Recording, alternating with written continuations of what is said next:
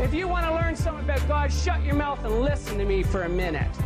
Many children healed. We've seen midgets grow. We've seen arms and legs that stop growing because the growth cells have stopped. Manda da basata. I don't make this stuff up.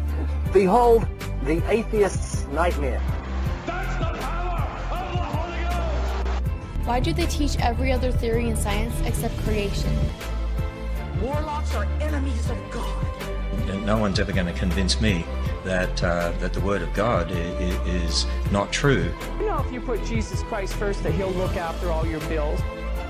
And so the devil said, okay, it's a deal.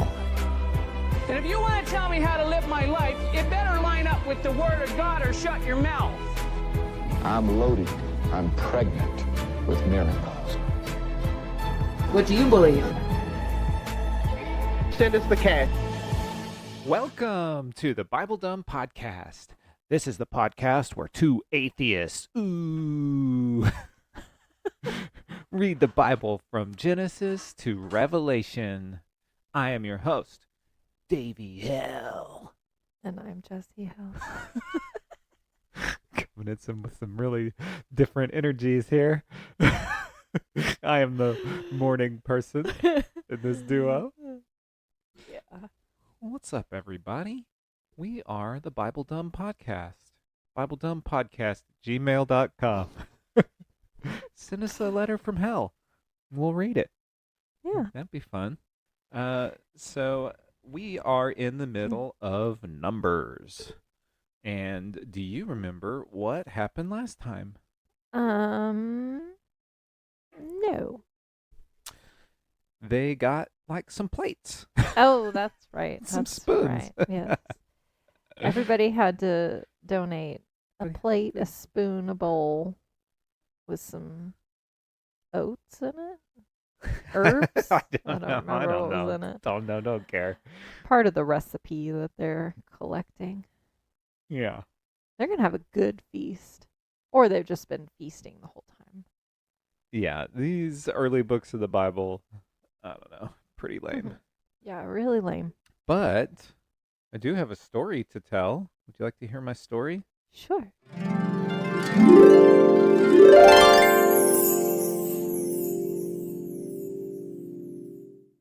So my two Jehovah's Witnesses friends came back. Are they Jehovah's Witnesses? Yes. Okay. Yeah. Which I don't really know what that is. It's not quite, it's like Mormon Light. I don't know. I don't know what Jehovah's Witnesses is. I don't know. Did I already tell the story about the first time they came on the podcast? I don't know. I think so. Shirley. Don't call me Shirley. Surely I did. I'm sure we did. Okay. Well, anyways, some Jehovah's Witnesses came by a few weeks ago. We talked. New best friends. My new best friends. I was really nice and not condescending.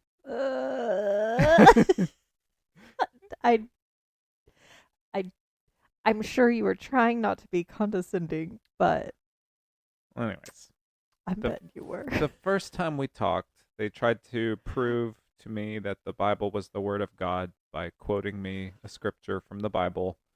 And I said, I don't think that it is the word of the Bible, but hey, I'm only up to Numbers. I haven't gotten that far yet. And so I talked a little bit about why the God as represented in the Old Testament was not the Bible. So, or was not, that I don't believe is God. Whatever. Sure. Anyway, they said this time, they're like, oh, let's pick up our conversation where we last left off. Okay, wait, aren't you going to say about how he brought back his higher up reinforcement? Oh, yeah. Yeah, so the first time it was a girl and a guy, and they were really nice or whatever. But then this time, the girl was gone, and there was some new guy, looked a little bit older than the other guy. We need the big guns. Yeah, and he did a lot more of the talking this time. So I think he brought in, like, reinforcements. Like, this guy's real smart. We got to get this guy. I can't believe they came back. Oh, yeah, we're buds. Yeah, so we talked a lot about the Bible. I told them that the God as represented in the Old Testament could not be an all-knowing, all-loving God.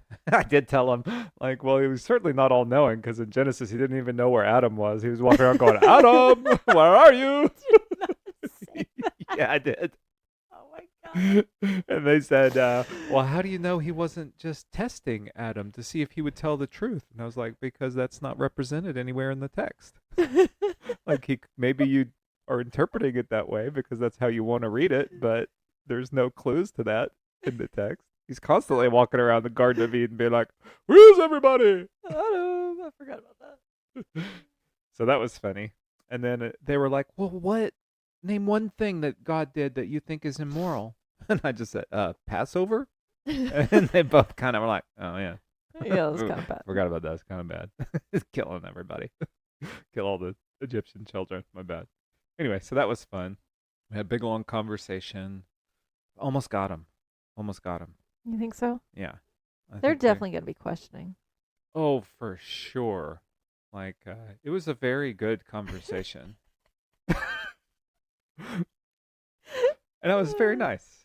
I was not at all like, that's stupid. It's unscientific. Like, I didn't do any of that. I just said, well, no, what do you think about this? I'm just teasing you about the condescending because anytime you get real excited, you get a real cheesy grin on your face, and it comes across as a little condescending at times, but I know you're not meaning it that way. You never mentioned that until Exifer mentioned the shitty grin. It's exactly now right. Talk about it all the time. Exactly right.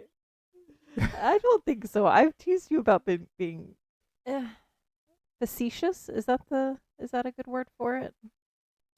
Sure. I don't know what you're talking about.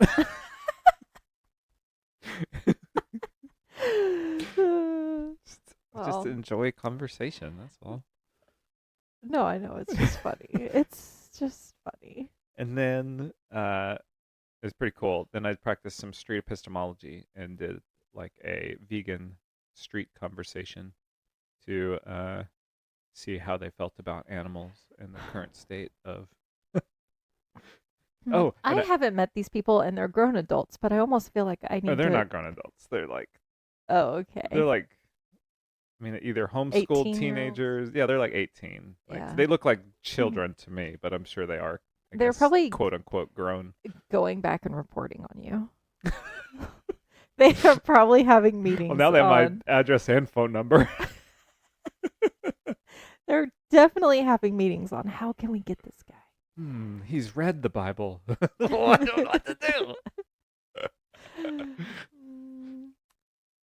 We'll have to get some stuff after numbers to talk about. But nobody's gotten that far. I do feel kind of sorry for them. Just a little bit. No, they walk away with big old smiles on their face. They're happy about it. Yeah. Oh, and one thing. Nice. I did tell them that I said, well, you might like this book that I think is probably my favorite book when it comes to thinking about morality. And it was written by a devout Catholic named J.R.R. Tolkien, and it's called The Lord of the Rings.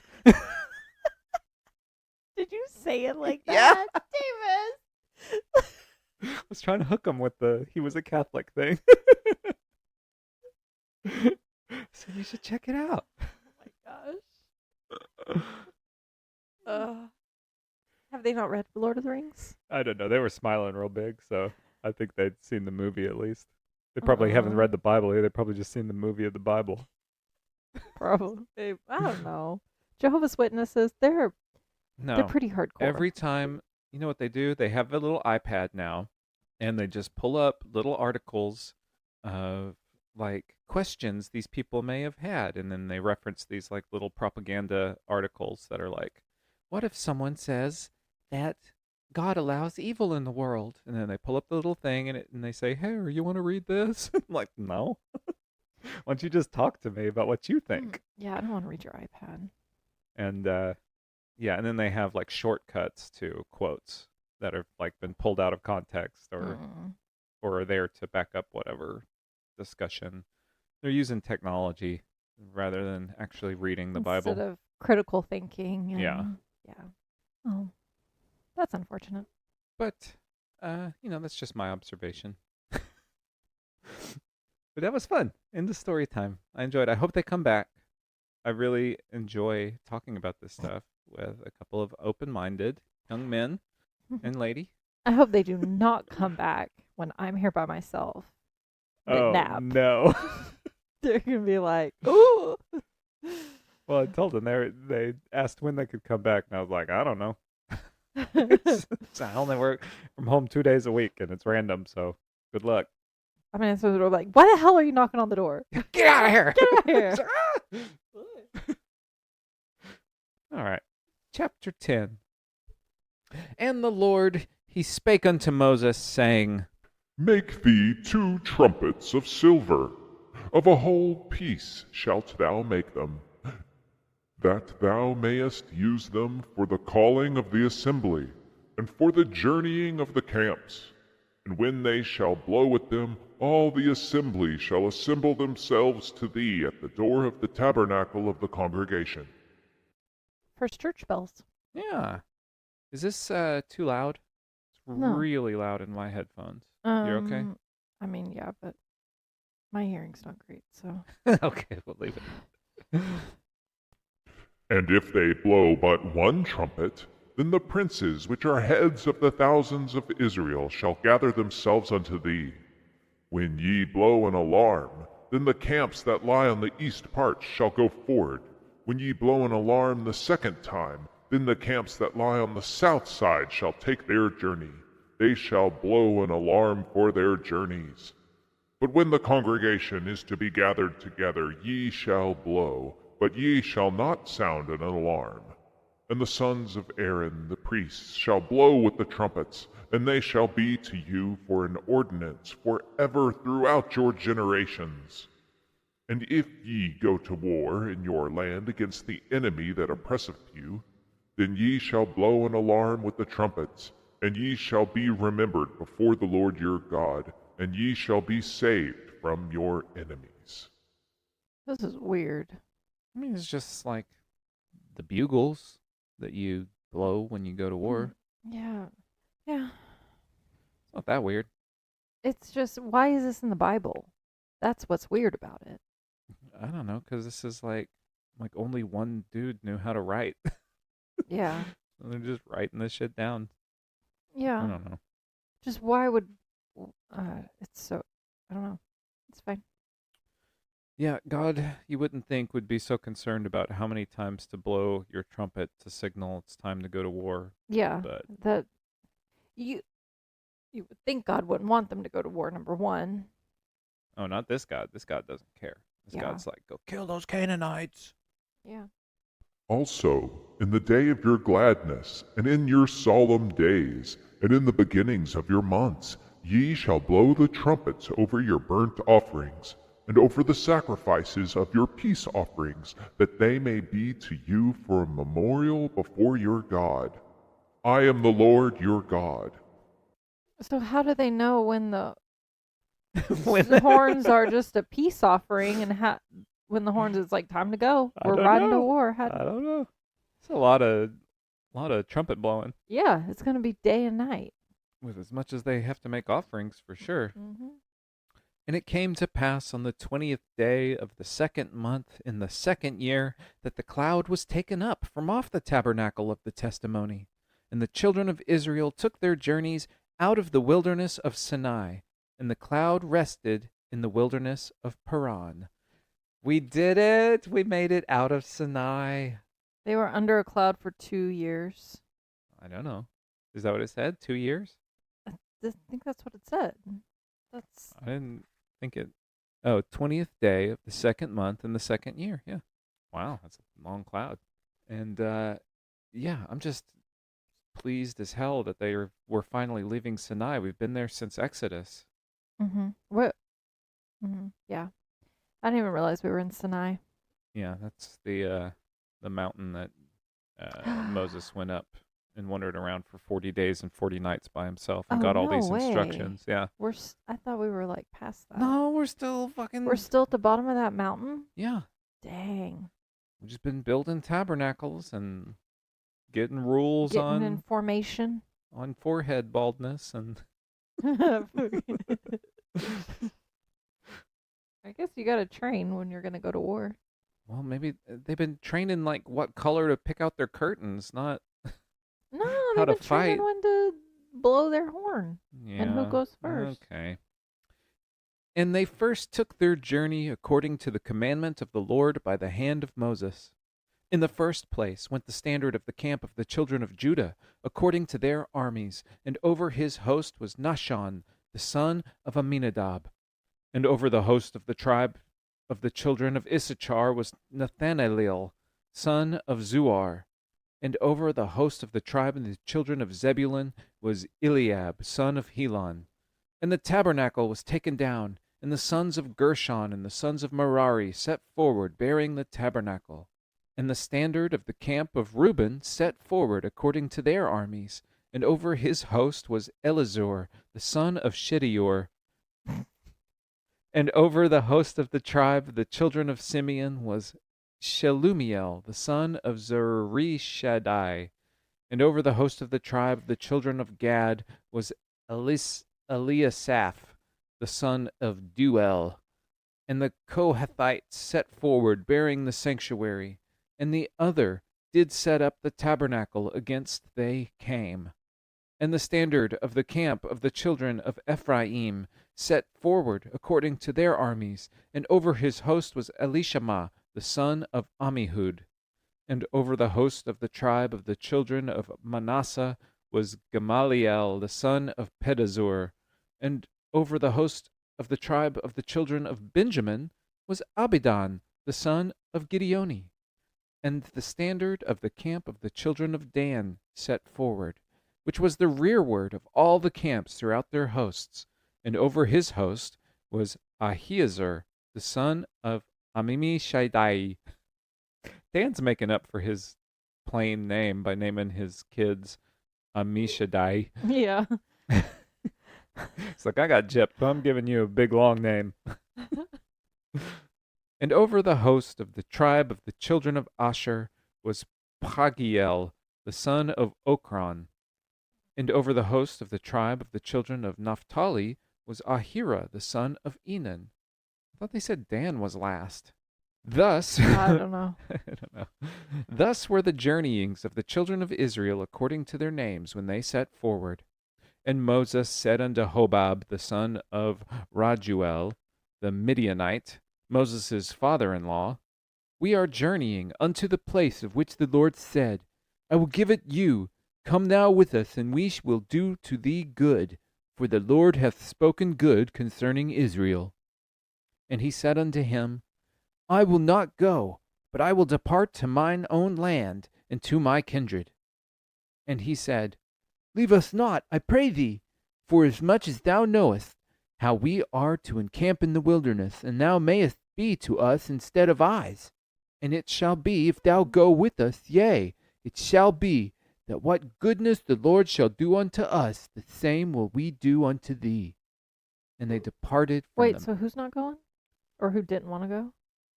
Hobab, His father-in-law? the son of Moses' father-in-law? Oh, okay, so his brother-in-law. Yeah. So I guess he was going to go back to the Midianites. And he's like, don't leave. Nah, bro. Stay with me. Nah, bro. You stay, then we'll treat you nice the same way God treats us nice. Yeah, we'll add you to the cool kids club. Yeah. And they departed from the mount of the Lord 3 days' journey. And the ark of the covenant of the Lord went before them in the 3 days' journey, to set out a resting place for them. And the cloud of the Lord was upon them by day, when they went out of the camp. And it came to pass, when the ark set forward, that Moses said, Rise up, Lord, and let thine enemies be scattered, and let them that hate thee flee before thee.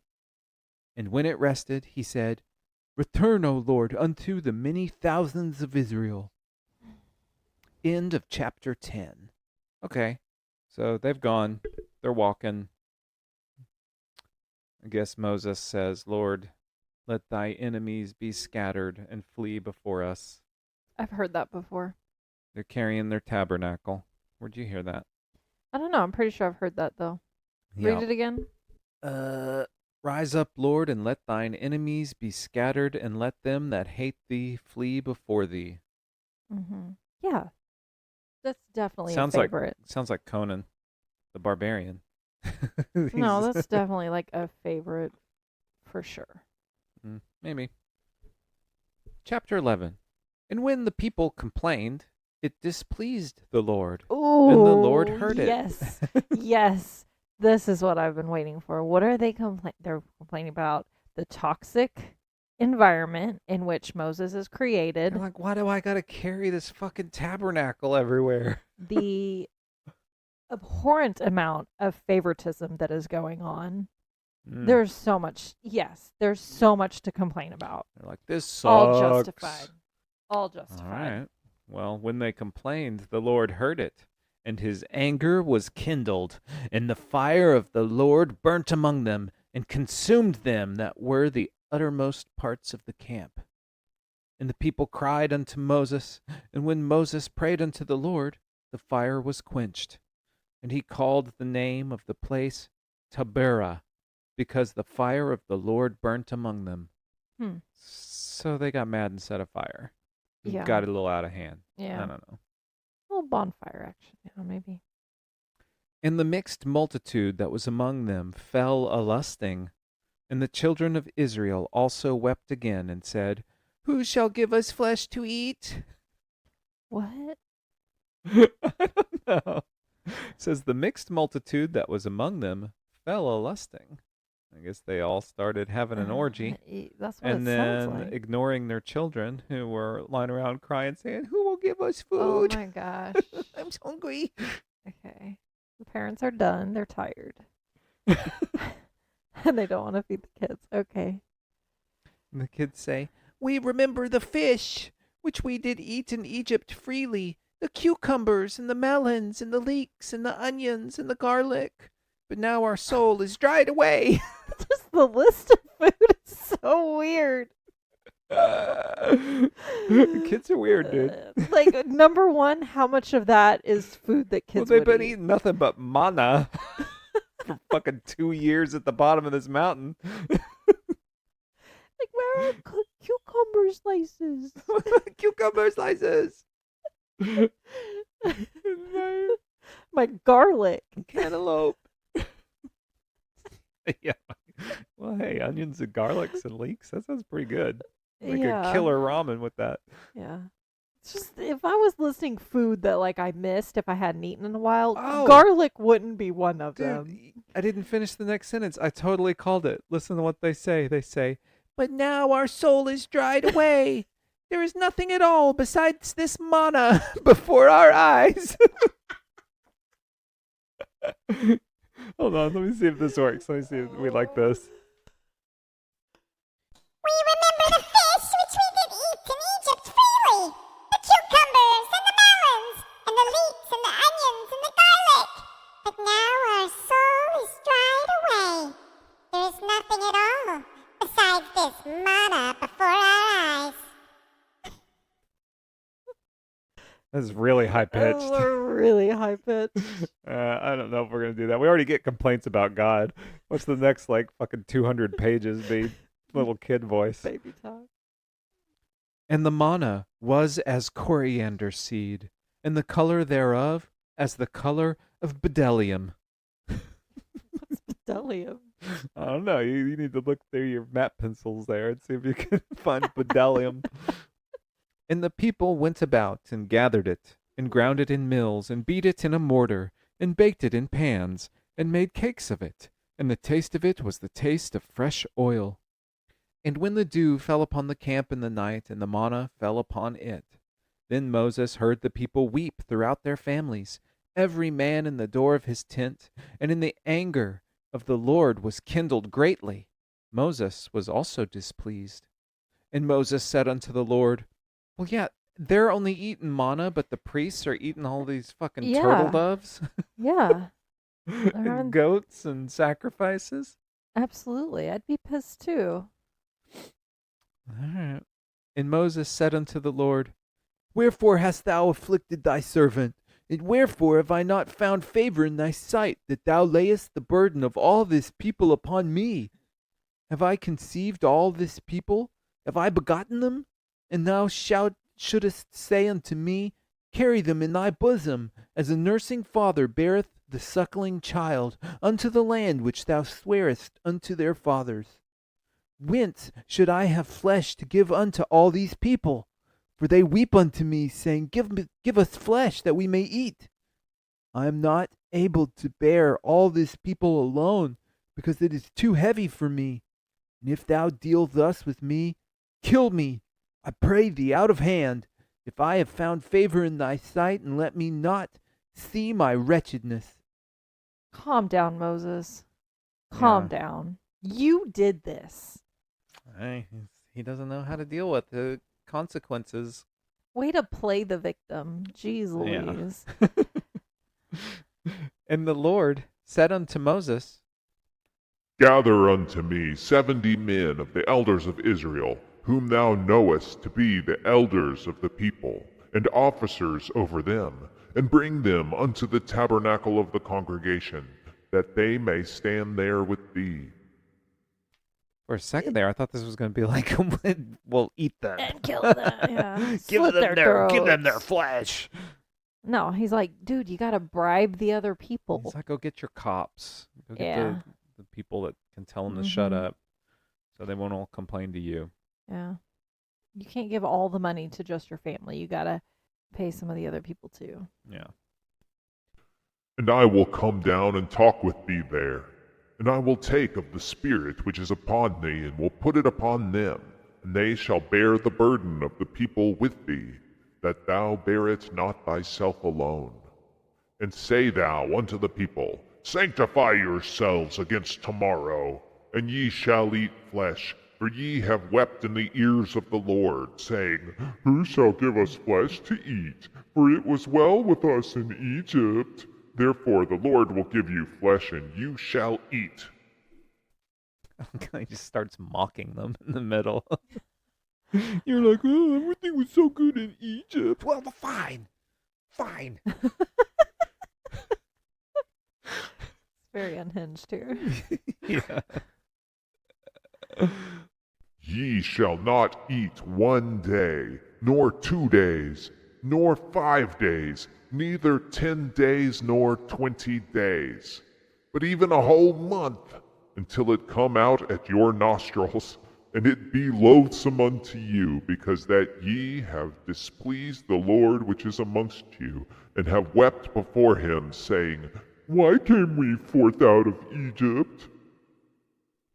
It really says that at the end? Yeah. Dude, God's like basically like that parent that catches their kid smoking and makes them smoke the whole fucking pack of cigarettes. Yeah. Until they throw up. Like, He's like, "You oh, you're think you're hungry? cool?" You're hungry? Well, you're going to eat till it comes out your nose. It's so stupid. This is, okay. Just got to say, this is like way better. We're finally getting back into the Bible that actually like has a story to Yeah. tell. And I'm digging it. This is so much better. It's very Thank disturbing. God. It's disturbing in an interesting way, though. Yeah. And Moses said, The people among whom I am are 600,000 footmen, and thou hast said, I will give them flesh that they may eat a whole month? Shall the flocks and the herds be slain for them to suffice them? Or shall all the fish of the sea be gathered together for them to suffice them? And the Lord said unto Moses, Is the Lord's hand waxed short? Thou shalt see now whether my word shall come to pass unto thee or not. What? Moses said, Well, how the hell are you going to feed 600,000 people? And God said, What, you don't think I can do it? You don't think I can do it? Oh, you just fucking So it's just wait, supposed Moses. to happen magically? Is that what he's... He just says, just wait and see. It'll come to pass. Okay. And Moses went out and told the people the words of the Lord. and gathered the 70 men of the elders of the people, and set them round about the tabernacle. You must come eat till the food comes out your nostrils. I'd be like, I'm good, thanks. I'll stick with I'll just chomp on this manna. the manna. And the Lord came down in a cloud, and spake unto them, and took of the Spirit that was upon them, and gave it unto the 70 elders. And it came to pass that when the Spirit rested upon them, they prophesied and did not cease. What? I don't understand. What happened? The Lord came down in a cloud, and he took the Spirit that was upon him, I guess Moses, and put it into 70 of the elders. He basically just said, some of my authority is in these people now. You have to do what they say. Mm-hmm. But I'm still like the main boss. But there remained middle management. Yeah, exactly. But there remained 2 of the men in the camp. The name of the one was Eldad, and the name of the other was Medad. That's convenient. Yeah. And the Spirit rested upon them, and they were of them that were written, but went not out unto the tabernacle. And they prophesied in the camp. And there ran a young man and told Moses, and said, Eldad and Medad do prophesy in the camp. And Joshua, the son of Nun, the servant of Moses, one of his young men, answered and said, My lord Moses, forbid them. Okay, why is that? Joshua's here. That's a guy. Why is that bad? I don't know. I guess they're not supposed to be in the camp prophesizing on their own. They're supposed to be doing it for Moses' sake in the tabernacle. Okay, what do they mean by prophesizing? No clue.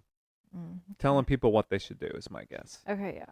Like basically telling them like you need to do this or something bad will happen, or if you do this, something good will happen. Right. You know, using superstition to lead the masses. I feel like we've had this before where somebody was prophesizing out of turn and they got in trouble for it, right? They saw Moses doing it and were like, hey, it's Yeah, working out pretty good for Moses. I don't remember. Somebody did that before and they got in trouble, but I don't remember who or where or what happened. Nor do I. And Moses said unto him, Enviest thou for my sake? Would God that all the Lord's people were prophets, and that the Lord would put his Spirit upon them.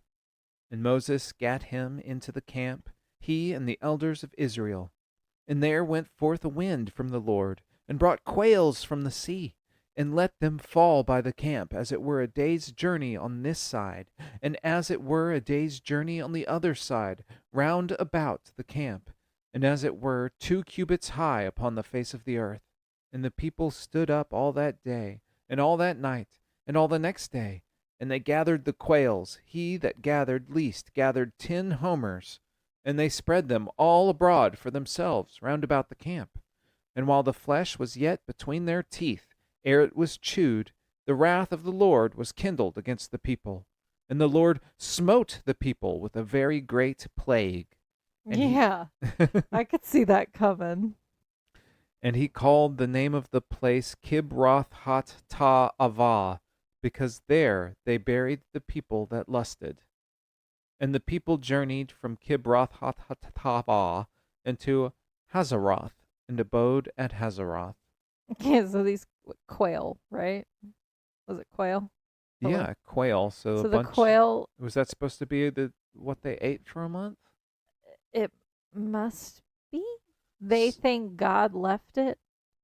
Oh, yeah. Because he was punishing them for complaining. Yeah. So but he didn't do that. He there was tossed just a bunch of quail on the ground, 2 cubits high. Yeah. And they gathered the quails.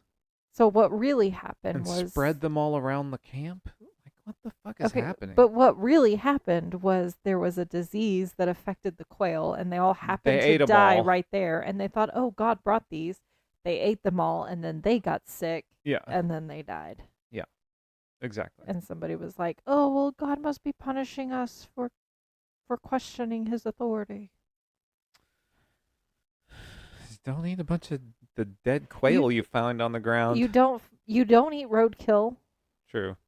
You don't eat dead animals. Yeah. You're not a vulture. Mm. Well, it looks like they learned their lesson, and now they're off to Hazaroth. They really named that place crazy. Kibroth Ha-Ta-Ava. Kibroth Ha-Ta-Ava.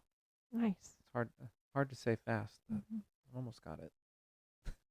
And now it will never be mentioned again. Chapter 12. Okay, there's something you can say about, like, why God is not good, though. Why? Because, like, why is he killing these people? Like, that's not nice. Like, Because they complained. He doesn't like that. You should be able to express your concerns. Well, they had valid concerns. Not according to God. I guess so. Yeah, it is weird that, like, people are just cool with, like, they're like, okay, God is like this in the Old Testament, but he's not really like that. Because later on, he's nice. Yeah, I guess so. He changed his mind. We just don't listen to that. Yeah. All right. Chapter 12. And Miriam and Aaron spake against Moses because of the Ethiopian woman whom he had married. For he had married an Ethiopian woman. When did that happen? I don't know. Moses, where did they get an Ethiopian woman? First off, I don't know. Must be one of their heathen slaves. Yeah. Quote unquote heathen, by the way. Their words, not mine.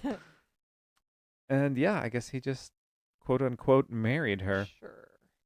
But Aaron and Miriam are not happy about it. Who's Miriam? No clue. I bet that she's just like the office gossip. Told Aaron. Doesn't like it. You know what Moses doing? Running around with that Ethiopian? She's the pot stirrer. Yeah, exactly. And they said, hath the Lord indeed spoken only by Moses? Hath he not spoken also by us? And the Lord heard it. Now the man Moses was very meek, above all the men which were upon the face of the earth. Shut up. Jesus. Oh, okay. Okay. Moses is the author of this. What? That was in parentheses too. It's really funny. It's like, now Moses was a very nice man. God. And the Lord spake suddenly unto Moses, and unto Aaron, and unto Miriam. Come out, ye three, unto the tabernacle of the congregation. And they three came out. What? Just so silly. Come out, ye three.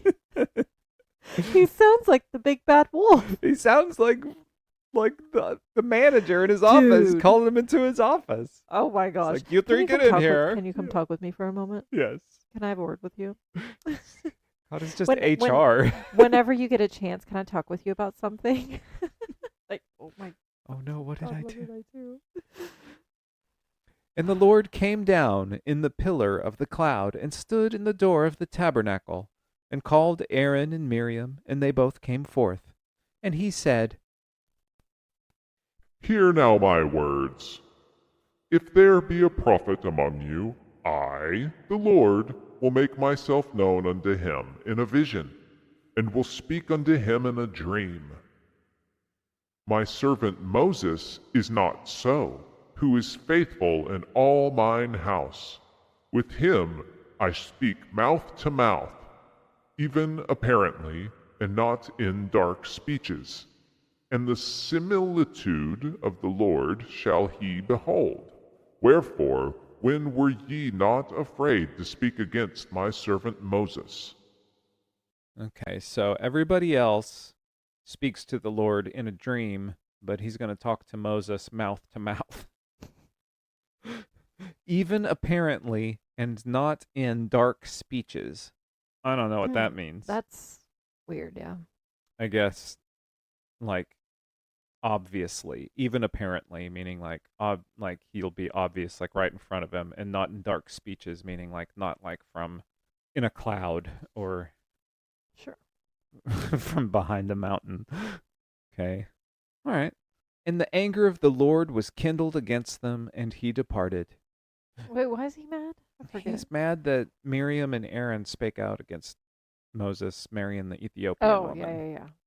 Because they had said something against Moses. And so Moses is like, God's not going to be pleased about that. And the cloud departed from off the tabernacle, and behold, Miriam became leprous, Oh. white as snow. And Aaron looked upon Miriam, and behold, she was leprous. Well, that's a harsh punishment. Yeah. And Aaron said unto Moses, Alas, my lord, I beseech thee, lay not the sin upon us, wherein we have done foolishly, and wherein we have sinned. Let her not be as one dead, of whom the flesh is half consumed when he cometh out of his mother's womb. And Moses cried unto the Lord, saying, Heal her now, O God, I beseech thee. And the Lord said unto Moses, If her father had but spit in her face, should she not be ashamed for 7 days? Let her be shut out from the camp 7 days, and after that let her be received in again. Wait. If her father had but spit in her face, should she not have been ashamed 7 days? Okay. I mean, I don't think that's on her. I think that's on the father. But, yes. Okay. And Miriam was shut out from the camp 7 days, and the people journeyed not till Miriam was brought in again. And afterward the people removed from Hazeroth, and pitched in the wilderness of Paran. All right, we're moving again. We are doing it. That was amazing. So we got people getting spat on. Moses got married Mm-hmm. to an Ethiopian woman. That's cool. Yeah. That's all we know about her. That's all we know about her. Ethiopian It's her lady. nationality. But, I think that's pretty cool. As long as she's not just like a slave. I'm pretty sure she's a slave. I'm pretty sure she's not down with this. Well, no. I don't know. mean, well, no, she's probably not. But at least we got stuff happening again. Thank goodness. All right, everybody. Stay dumb. Stay dumb.